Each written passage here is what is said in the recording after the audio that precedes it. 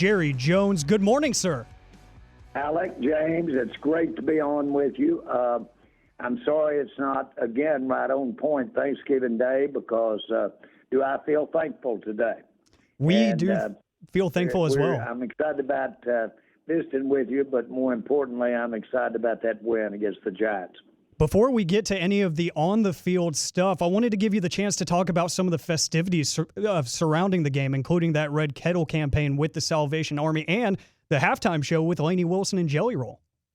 Well, thank you for that, and again to reinforce it. Really, what an event, and give all the credit in the world to our staff. And I've said before, the job that Charlotte Jones does is above and beyond because she puts a show on out there with the Cowboys, our cheerleaders, and of course with Lainey Wilson at this time that is the kind of show you see at a Super Bowl.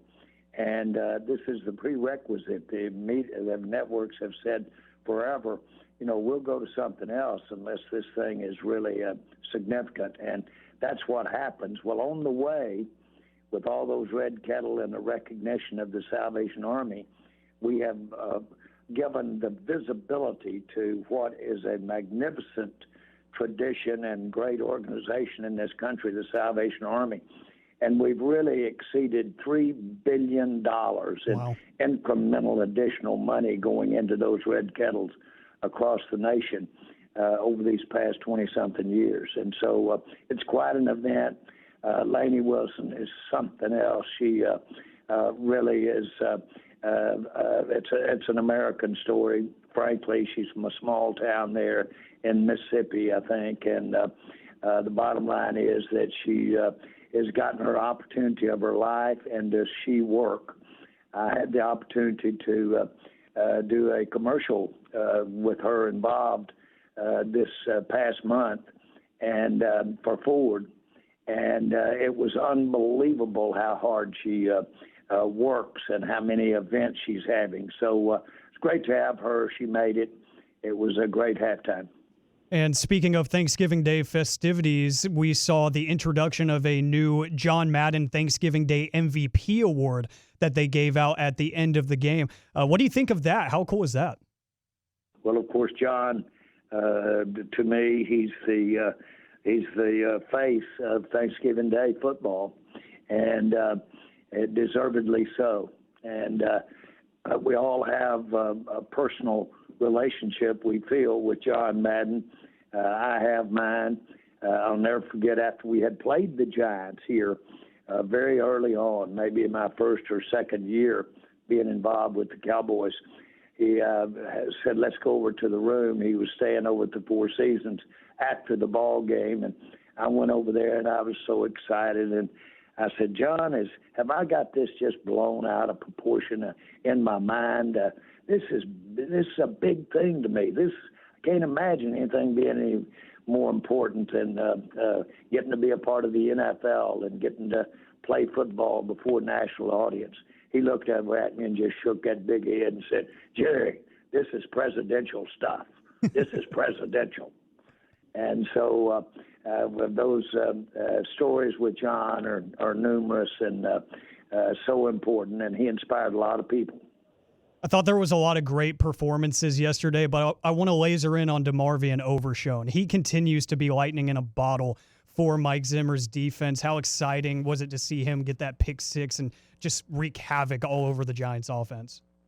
Well, he's was, of course, no secret coming out at Texas, especially with his teammates in the draft room the day that we drafted him 2 years ago.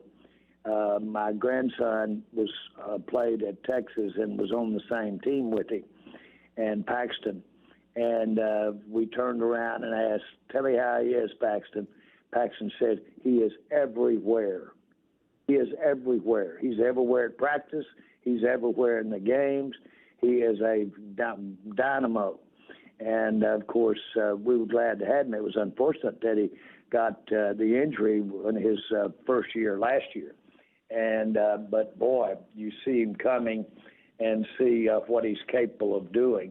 I don't know that I've seen a player that is any more efficient with his tackling. And the way that he effectively hits them low and wraps them up around those ankles and just drops them.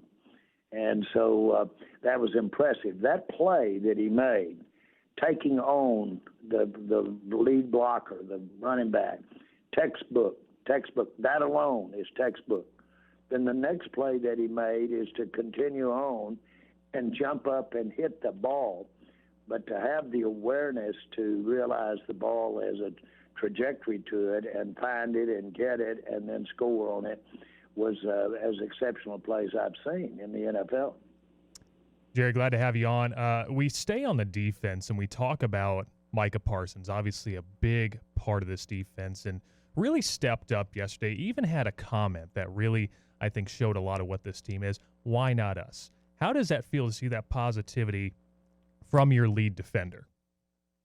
Well, I loved the one he made earlier in the week, I think. But it was when you talk about tanking, the word tanking would mean, hey, don't worry about it as much. We'll have a lower finish in the standings, higher finish in the draft, and you'll be able to get better players doing that. I loved his pure, honest, straightforward. Said somebody higher up will have to have a call like that because he said that's not coming from me. It's too important to win the down, win the play, win the game. He is so right. It is a nourishment to get a win. It is nourishment, growth nourishment to make a big play like the one that we're talking about with Overshown. And so my point is that there's not but one way to play this game. It's what the fans deserve. It's what the players deserve because you're going in the wrong direction with anything less than everything. And so he was so right on with his comments, and Micah is exceptional. Now, he's exceptional as an athlete. He's exceptional with his approach to the game. He's exceptional, frankly, with his approach to his life. And so that was real impressive. And, of course, he did come out. And it's not hard to see how you can not be quite as good defensively if you don't have Micah Parsons out there. And we've unfortunately had to experience that this year and didn't have the depth ready enough to take up the slack. I don't know that you can take up the slack when you don't have him out. You start getting the kinds of players with Overshown out there at the same time. You get a Micah. We'll get Lawrence back against Cincinnati more than likely. You start getting those guys back out there and the additional understanding of what Mike Zimmer, the coach, is trying to do defensively. You put all of that together and get us Diggs back out there to get us a turnover at the right time, and you do that, and you're a different defense than what we saw in the early part of the year. Gives us a real chance. Well, Jerry, one thing you did touch on there is, of course, the injuries. And we talk a lot of positives early on, but we saw some injuries yesterday. Wanye Thomas goes down. Butler goes down as well. And, of course, CeeDee Lamb, you don't see him in the back half of that game. Can you give us any updates on what those injury notes look like? Well, I'll address one. I'm not for sure the extent of Butler's injury, the length of time. I don't know about that, but boy, what a story. A feel-good story about someone that literally walked on in the NFL, didn't play college for any degree, and then has stepped up here and had this accounting of himself. But I will say that I think that Lamb by the time we get these extra days here for this time we've got between Thanksgiving and the next game, I think Lamb will be ready to go. Jerry Jones joining us here on the KNC Masterpiece on 105.3 The Fan. Some more positives from yesterday. Rico Dowdle had himself a 100-yard day. He looked fantastic, his first rushing touchdown of the year. Do you think that he showed the country on that national stage that he's a true running back one in the NFL? Well, yes, I do. And to me, the only question that about Rico and his ability to carry the ball at the highest level in the NFL. He's violent when he runs. The only question about it has been his ability to overcome injury his first couple of years, and those are unfortunate, and it's really the down time of a football player's time is dealing with an injury. And he's been able to stay consistently healthy this year, and more importantly is our blocking up front. And we had guys that aren't necessarily the starters for this team playing yesterday in two different places. And that's pretty remarkable that we were able to have the run game work as well as it did. And they've got some good interior defensive linemen, and early on you could see the impact of that. But the bottom line is that the combination of our running game, our blocking scheme for the running game, and the ability for Rush to mix in some pretty effective passing the last two games. I'm really proud of him. Don't know if you were going to mention him, but boy, he really should cause us to look bright for the next game against Cincinnati, because he's really playing well. You combine all of that, his ability to move the chains with a throw, get it out quick, and then the ability of our offensive line to get sustain better blocks, and then you put Rico really with his violent running. You do that, and you'll get a day like yesterday. One more thing about Rico. This gives me the same vibes as 2008 with Marion Barber. Once he really gained the trust of the staff in the front office, you guys went and drafted Tashard Choice and Felix Jones to just load up around him, and that running game was one of the best and one of the most fun that I've seen in my lifetime. And Detroit's doing something similar with David Montgomery, and then they drafted Jahmyr Gibbs. Do you feel like Rico is the type of guy that you want to build your run game around? Is he that good?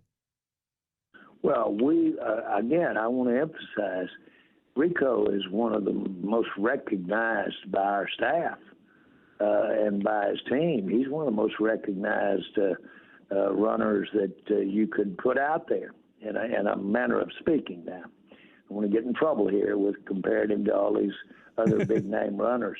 But there's no question his ability to make runs. And but the running back needs to be able to, which he's very effective at and has been, protecting the quarterback when quarterback's trying to throw the ball. So bottom line, though, is that you're seeing him healthy. And being healthy, yes, we can do some really outstanding things around him. And frankly, the future's there for him. Jerry, we also talk about a lot of positives on this team with especially Cooper Rush and the kind of the role that he's had to not really just step into as a next man up mentality. And the way that he played yesterday kind of has that progression always just going forward and trying to get better. Now, we look at the confidence level that he has. How big is your confidence level on Cooper Rush as he continues to progress later and later into the regular season? Well, I'll start with his mental grasp of what we're trying to do. He's got a very quick mind, quick from the mind to the hands and the feet, and really grasp the situation as it unfolds as quick as anybody we've seen. And so that enables him to quickly get that ball out. That's important for us, especially right now, to get that ball out quickly. And he does it and does it well. On the other hand, his throwing, you saw a ball that we threw for the touchdown there to 3. That was as well-thrown ball as you'll ever see in the NFL. That ball had to be perfectly thrown to make that play. And we've seen him do that. And so all in all, there's a reason why that he's was sitting there behind Dak Prescott, because of how well he can do. What's showing up is the repetition. I don't care who you are. If you don't get the game-type speed and get in the competition of the games, you've got a little making up to do when it comes time for you to get out there. And he's showing us right before your eyes how to evolve with the benefit of game-time play. And he's having it. He's taking advantage of it, and he's getting better and better. Everybody has miscues when you handle the ball every play. but you're seeing him take a miscue and actually take it in stride, straighten up, get the ball right, and get a playoff. And those become inconsequential almost miscues, bobble, snap, those type of things. Dak makes them look like they're just a part of the game, but he's doing it right before our eyes, Rush. And you mentioned the touchdown to Brandon Cooks in the corner of the end zone on that beautiful pass from Rush. I imagine that getting Brandon Cooks back from injury, from that knee injury he sustained back in week 4, I imagine that adds a certain level, a certain element to that offense that Cooper Rush was missing. Well, it's not to not have Cooks out there is we're short, and all you have to do is track his rehab effort. If everyone could see a poster child of how hard to work to come back from an injury and to rehab, then Brandon Cooks would have been the example. The other one that wrote the book on it was Michael Irvin coming back from his injury. But, boy, these guys that have got it, the light clicks on when they realize that they may be losing pace with their career on the football field when they get hurt, and boy, they come back better than they were. And Brandon, to me, when I think of him, I think of the rehab work he's done this season to get back out on the field. But yes, we've missed him. We miss his speed. You notice he had clocked on the time of that you can time today of receivers, running backs, whoever running. He had the faster time than Turpin out there. Well, that gives you an idea of what's nice to have on that field with Turpin. A couple of guys that can move like that. Jerry, we also go from one Brandon to the other. I want to talk about Brandon Aubrey because he's been one of the best kickers in the NFL, if not the best. And I was sitting around with the family yesterday watching this game, and one of the things they talked about is how effortless it looks for Brandon Aubrey to go out and do what he does. Not that he's not putting in effort, but the amount of effort it looks like he's putting in, it seems like it's so easy for him. Is there anything that you see from his prep work that puts him into that elite tier of kickers? Yes, is how hard he works and how much repetition that he does have. Usually when you see in athletes or you see in performers, when you see it look like just taking the next breath, in other words, so natural, so in rhythm, so effortlessly, that much more work has gone into it, and that's the case. Of course, he's been kicking balls forever because he was a soccer player, but you can imagine how almost routine that is for him to step up and make a kick at under any circumstances, at any distance, and he does that. I think he's the best kicker in the NFL.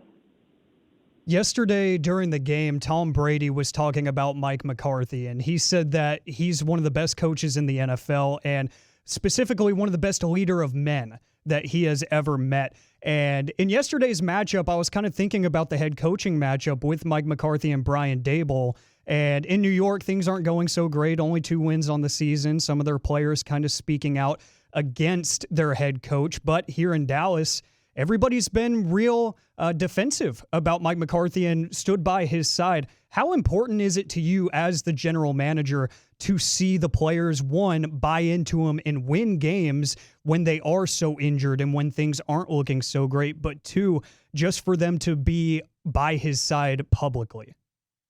Well, I will add to that, not only did Tom Brady talk about what an outstanding coach, on Monday Night Football, Troy Aikman spent time on that broadcast with that game talking about what a outstanding coach Mike McCarthy is for the Cowboys, and reiterated, not reiterated, but talked about some of the very things that Tom Brady did. There's no question. I just saw where he tied Bill Parcells for the wins in his career, wins. And there's no question he's a proven Super Bowl coach. He's an outstanding coach, and he's got a great way with people. I know I'm one of the peoples that he deals with. And so the bottom line is that he's the entire package. And I will say this as well. When I did must not be listening or reading to the same thing you are. I heard a little criticism of Mike McCarthy over the past few weeks during that losing streak. Was I just by myself? No, there definitely was some out there. Trust me, there was a lot of criticism. I know there was that out there, and we all do. And he's used to that, and but make no mistake about it, Mike has such detail. He's very innovative in his approach to communication with players and his staff, and he's good to work with. But I'm going to say this: I haven't ever been associated with a coach ever that wasn't good to work with. Really, I haven't been, and so that's usually when you ask me the question, that's never been an issue. Now, Jerry, I do want to shift gears a little bit. I want to talk about the home of the Dallas Cowboys at AT&T Stadium. In a few weeks, it's going to host the high school football state championships here in the state of Texas. We're only a few weeks away from that happening. Now, I want to ask you how great it is to host such an event every year for all these young players. And, I know you're a big high school football guy as well. Are there any teams that you're paying attention to right now? Well, I certainly keep an eye on the team. Jason Witten's team would be one at the top of my list. I'm so excited about his story. I noticed the Morning News had a big story about it the other day. But what a grounded individual that would take the time that he left. He certainly has aspirations to be a coach the rest of his life. But to say that this period of time in my life where I've got these boys and I can enjoy or not enjoy, but be with them in a way of being their coach is extraordinary. And what's extraordinary about it is to do something about it. Jason obviously could have gone into the NFL immediately and come in at various levels, whatever you want to speculate on there. But instead, he wanted to coach those boys and wanted to coach high school and be a part of that experience with his boys. That's a man that has a plan. And I'm so proud of him that he's enjoying the kind of success that they are. And but yes, high school football is there's nothing any more impressive than high school football in the state of Texas. It's always been that way. I was raised in Arkansas, and the kids that we recruited at that time, as would have it, to come to the University of Arkansas, they were a full year ahead of all Arkansas players because Texas high school football has spring practice and some other nuances. And it took 2 or 3 years to catch up to the level of type athletes you had when they came out of high school into college. So bottom line is I'm the number one fan. When we basically pitched to all the owners a Super Bowl for this area for Dallas, the number one pitch, and Roger Staubach made it for us, and that was, this is the football that we talk about in this country. Texas football is it. And when you say Texas football, it almost always going directly at high school football. Well, Jerry, I'm the producer that usually puts you on the air with Kevin, Corey, and Mike, so it was a real treat to be on this side of the conversation. Thank you for the time. Happy Thanksgiving, and we'll do it again next week. Well, you bet. You guys are great to talk to, and I can't figure out, we have a controversy? Maybe we could make one right here as we cut off or something. Oh, man. In the spirit of Thanksgiving, but I'll tell you what, I would have been hard to agitate today after these back-to-back wins and getting this first one here at the stadium. I appreciate these fans. I appreciate you guys. These have not been fun times for the Cowboys, for our fans over the last few weeks, and I appreciate every one of you. Well, thank you for the time, Appreciate it, and we'll talk to you ahead of Cincinnati. Okay, guys. Thank you. Bye. Happy Thanksgiving holiday.